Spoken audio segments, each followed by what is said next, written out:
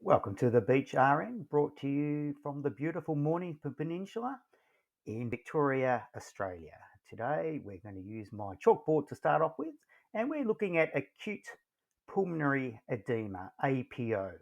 Let's look at a global visualization of the important anatomy.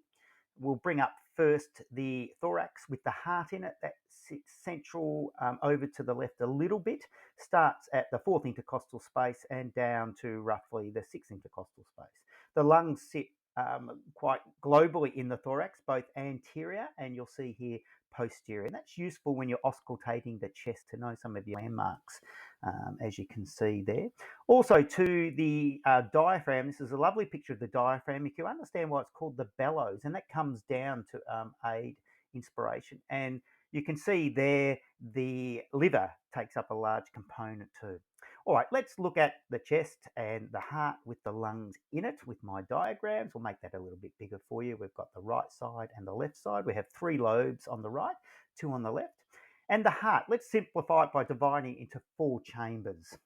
And the inferior and superior vena cava empties deoxygenated blood into the right atrium, the right ventricle. What then goes via the pulmonary trunk to the lungs, where oxygenation occurs. It comes back via the pulmonary veins to the left side of the heart, left atria, left ventricle, and then out to the body.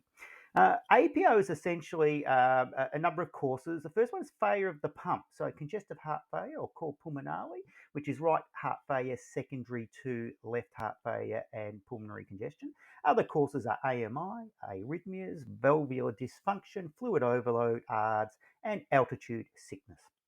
Now let's zoom in a little bit more on the APO pathophysiology. So we have bronchioles, and at the terminal ends of those we have our alveolar sacs, and they're supplied by arterioles and venues with capillaries in the middle.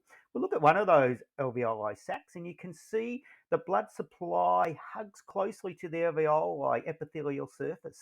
And in there we have carbon dioxide dropped off and it's breathed off, and then oxygen is transferred across back into the bloodstream.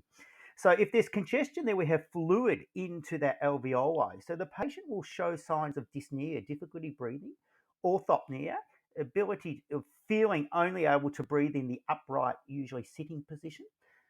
Auscultate the chest, and we'll cover that later on in this series, but crackles, get Cocoa Pops or rice bubbles, add milk to that. That's what crackle sounds like.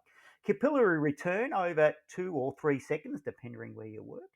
The patient, if they're having trouble oxygenating, or maybe cyanotic.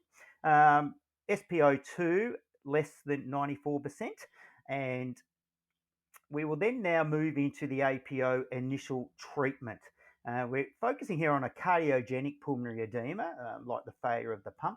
Now, the initial management nowadays is sublingual GTN, 30 to 600 micrograms every 5 minutes.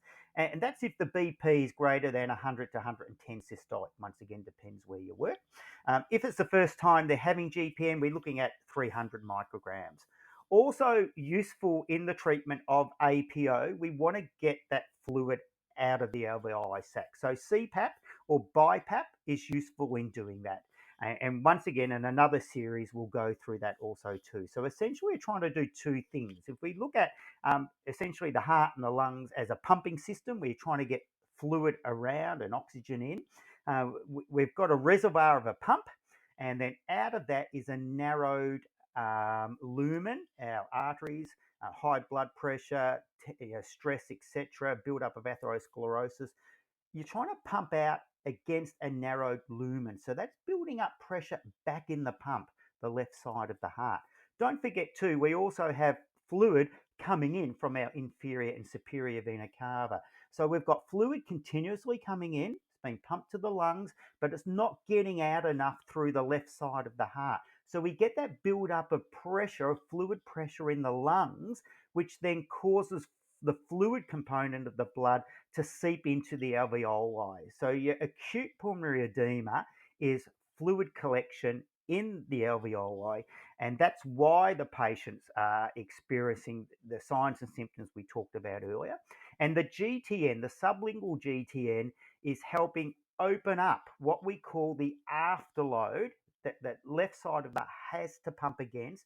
So you're almost opening up the lumen, they're able to get that fluid out. So you're clearing it out of the left ventricle, you're decreasing the pressure back in the left atrium and then into the lungs themselves, and then further back in the system in terms of causing vasodilation. We're having a little bit of less fluid come back into the right side of the heart. That's called our preload, but we're mainly interested here in our afterload. Well, I hope that's helped you today in APO. This has been brought to you by the Beach RN and Education for Registered and Student Nurses.